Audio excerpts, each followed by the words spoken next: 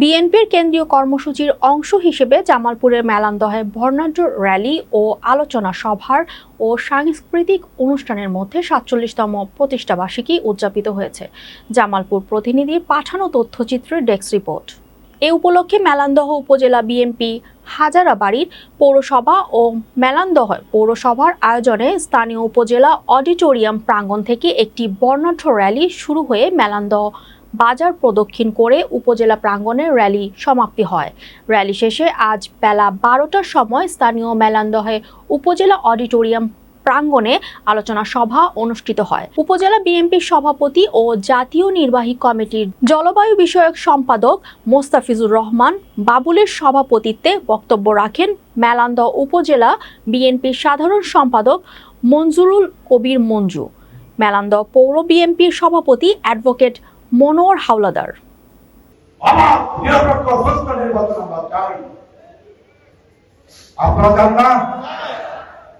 বাংলাদেশের মানুষ চায় না, বাংলাদেশের মানুষ চায় অবাধ নিরপেক্ষ সুষ্ঠু নির্বাচন। বাংলাদেশের মানুষ ভোট সেন্টারে যেতে চায়, ভোট সেন্টারে গিয়ে লাইনে দাঁড়াতে চায়, ব্যালট পেপার হাতে চায়, সিল হাতে চায়, পছন্দ মতো প্রার্থীকে ভোট দিয়ে বাংলাদেশের মানুষ এমপি বানাতে চায়, তাই না?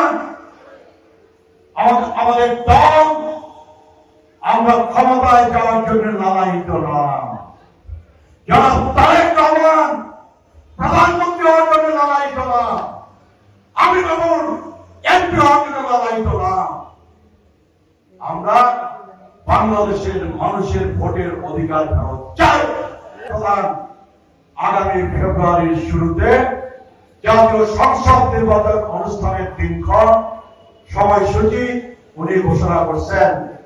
বিএনপির ৪৭তম প্রতিষ্ঠাবার্ষিকী প্রচন্ড গরম বক্তৃতা বিএনপি আন্দোলনের মধ্যে দেশ তারেক রহমানের নির্দেশে শুধু লন্ডন থেকে তারেক রহমান ঘোষণা দিয়ে